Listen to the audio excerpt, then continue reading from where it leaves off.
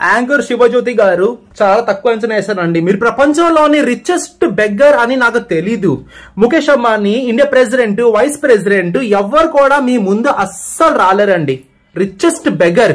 కొనింది Tirumala Devasthanam ticket 10,000 పెట్టి మీరు చెయ్యి సాపేసి ప్రసాదం అడుక్కుంటున్నారండి. చాలా బాధపడ్డానండి.